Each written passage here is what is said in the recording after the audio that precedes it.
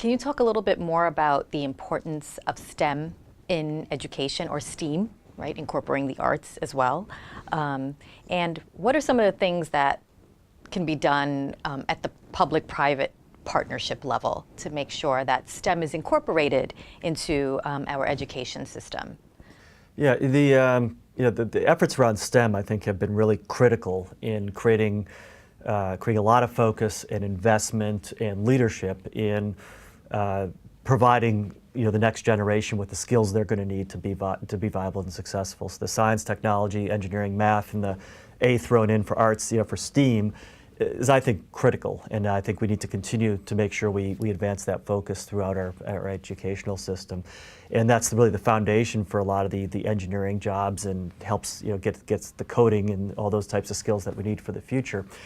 And I'd take it even a step further than STEM or STEAM and say that for the next generation, if we think about digital literacy in the world that we're living in now and increasingly moving toward, every child, I believe, needs to be exposed to coding and have coding be a core competency that they grow up with. So beyond STEAM, I'm a big supporter of Code.org and the mission they have to expose every child at every grade level to some amount of coding and computer science, starting at kindergarten level, on throughout. And they've made tremendous progress in getting funding and curriculum change and policy in place in many states around the U.S. and getting federal support as well. And I'm a big sponsor. We're a big sponsor of that cause.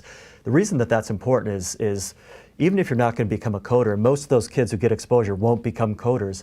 They'll have a better understanding of the digital world they live in. If they go become an art history major, or a political science major, or a business major, or a scientist, they'll understand the world better and be more effective at what they do. It's like the equivalent of knowing that 2 + 2 = 4, knowing how the basics of a digital system work are essential to somebody succeeding and thriving in the world we're moving into.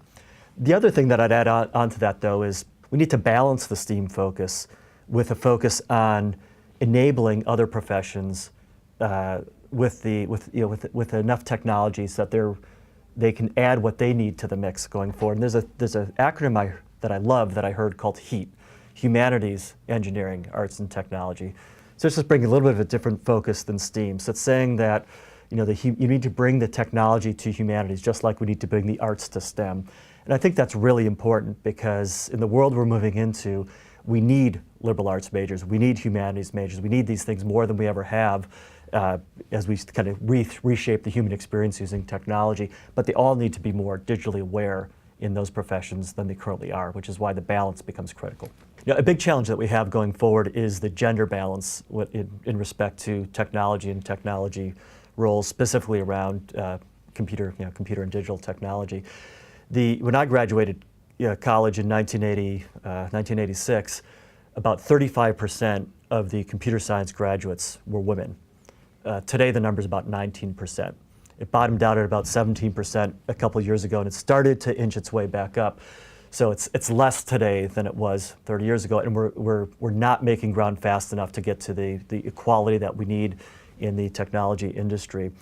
There's many reasons for that. We've written a whole report and done a lot of research on this, but it starts with exposing girls to technology and coding at a much younger age, which is why a lot of these initiatives, Girls Who Code is a particular one I'm passionate about, but there's many other great initiatives out there that are really focused on getting girls involved in technology earlier. It needs to start earlier. We found also that role models are really important in getting women and girls involved in technology early. There's many great role models in technology, and even in AI today, which is a big focus for us. Missy Cummings at Duke is one of the leaders in self-driving cars. Fei Li at Google is one of the leading, head of the Stanford AI lab and leading researcher in technology. Many more that I could go on. Vivian Ming is a leader in AI and cognitive neuroprosthetics and cognitive psychology. Cynthia Brazil, who's the founder of Jibo, one of the leading AI-enabled agents in the home. Many others. So we need to celebrate the role models. You don't hear as much about the women I just mentioned as we do about Mark Zuckerberg and many other men in the industry. And nothing against the men in the industry, but we need to celebrate the women role models and expose girls at a younger age so that they see the way that they can change the world using coding and computer science and technology. And that's a particular passion that I've got, and why I'm not just on the board of Girls Who Code, but also on the board of the Computer History Museum, where we celebrate the important role that women have played in the evolution of the computing history to date and going forward in the future.